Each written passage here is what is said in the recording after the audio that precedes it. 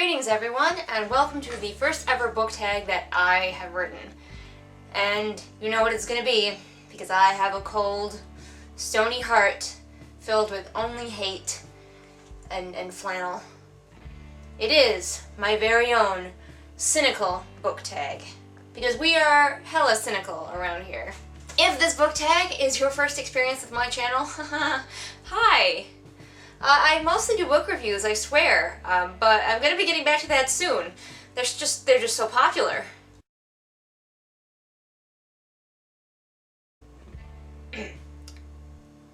Yeah.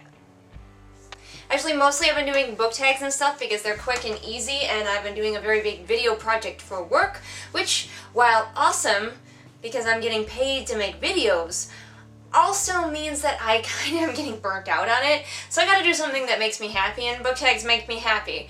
It doesn't mean I'll stop doing book reviews, read ranting reviews not over, it just means that I need something fluffy.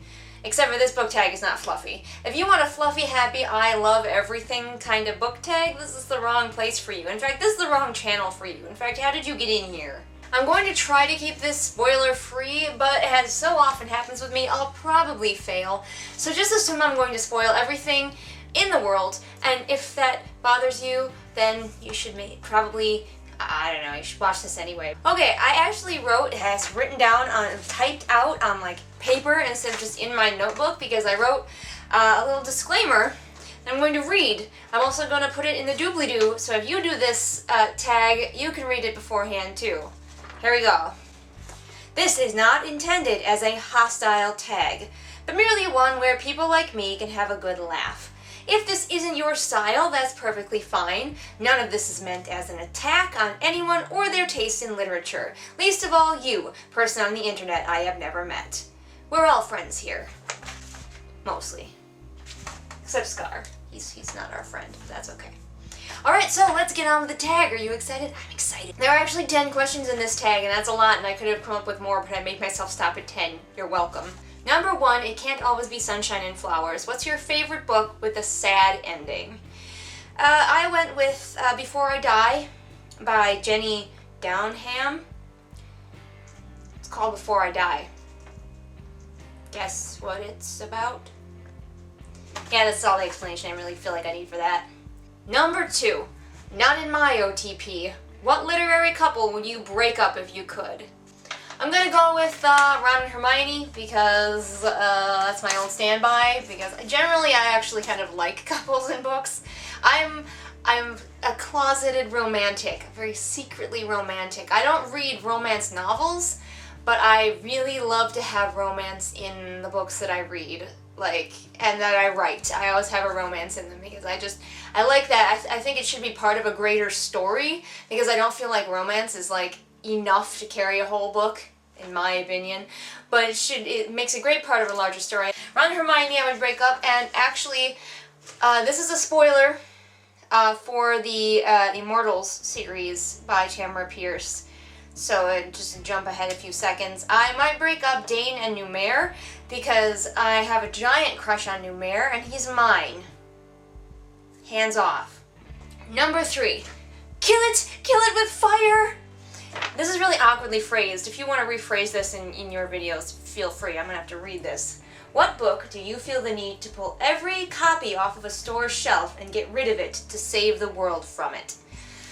Oh, there's so many for me to choose from. Sometimes I go walk into a bookstore and I see like Grey, that new 50 Shades of Grey book, and I just want to sweep it all off the shelf and into the trash.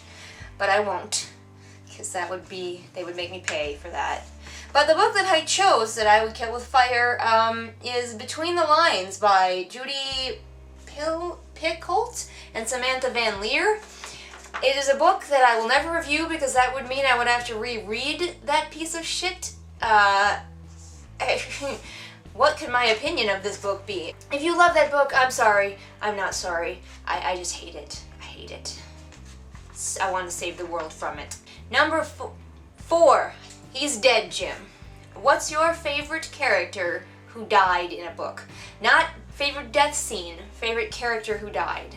I have so many. Any of the characters that Brian Jakes has killed, He loves to create these great characters and then rip them out of your life so that you're just left going, ah.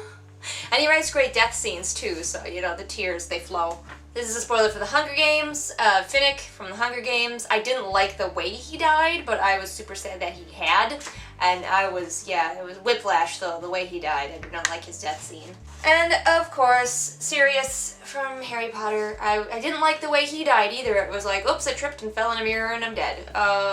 So not my favorite death scenes, but my favorite characters who died. Number 5. Evil never triumphs, but you wish it would. Who is your favorite bad guy who should have won? You know, I wrote this tag and I still, drew a blank when it came to answering this. I'm sure that as soon as I, finish taping this and I'm all done editing, I'll be like, oh, duh, that villain. Because I'm certain there are villains that I have been rooting for.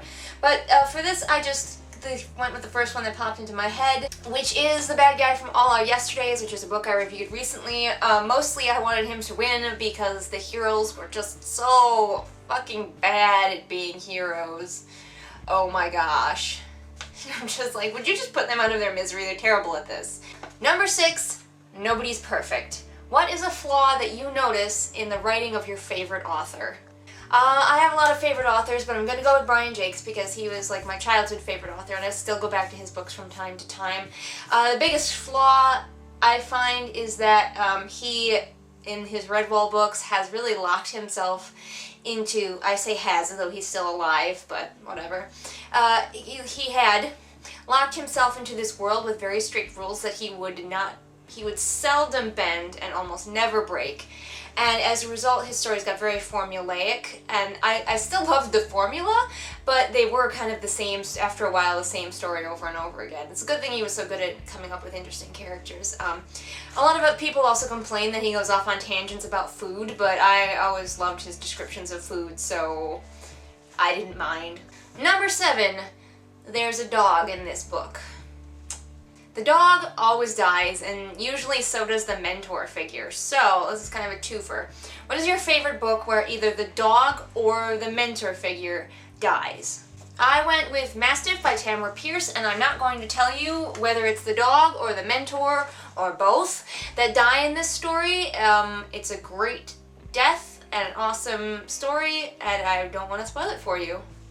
But that's my favorite one, right now, in this exact moment. Number 8, all the mothers are dead, and the fathers too. It's a really common trope, pretty much everywhere, for characters not to have parents. So, who is your favorite literary orphan? There's a lot of Tamara Pierce in this one because I'm reading her books again, and she's in my brain right now, I guess. But my favorite literary orphan is Becca Cooper from the Becca Cooper trilogy by Tamara Pierce. She's awesome. Number 9. Oh, stop. No, really, please stop. What is a book that you think did not need a sequel or a series? I'm gonna go with The Giver. I really liked The Giver, I enjoyed it, but all of the companion books I felt added nothing and were generally unnecessary, didn't explain the world, and didn't give us anything new enough to really warrant their existence. I'm sure this is gonna get me so much shit, but I don't care, clearly, because I made a book tag all about being an ass. So yeah, there you go. Book that did not need more. And finally, number 10. Just can't take it anymore. What is a book that you did not make it all the way through, that you had to put down? Or if you're one of those people who just has to read, compelled to read a book until the end, what is the book that you wished that your brain would have let you put down? For me, very recently, I put down The Fallen Kingdoms. I thought that I was going to like that book. Even in the beginning, it seemed promising, it seemed hopeful. I was like, these characters seem cliched, but certainly they can't be. I'm certain that the author is going to do something with them that is unexpected. And then the author, who is Morgan Rhodes, didn't. It's a pile of cliches and unlikable, sometimes downright creepy characters trying. The book is trying too hard. You can feel the trying dripping off of it as it's trying to be like Game of Thrones. It's trying to be this big fantasy, the next big fantasy thing, and it is just swimming around in a shallow puddle of tropes and piss. I don't know, you know how sometimes you can tell when like a book or an author are like, what's popular right now? Let's make that. Let's just make it so that it's popular. And this book feels like it's just trying to cash in on like Game of Thrones and be everything that we like in a fantasy book, except for it's just floundering around and flapping around and failing. I really like that image of something flapping around in a puddle. The Magikarp flopping around there. Poorly written Magikarp. So, there you go. You have my Cynical book tag. I will write all the questions down in the doobly-doo. I tag every fellow cynic like myself. Link back to me, and I definitely want to see what you come up with. Super interested to find the other cynics here on YouTube. Everybody is so happy. Why is everyone so happy? It's creeping me out. So, fellow cynics, this is your time. Join me. Join me in the dark side.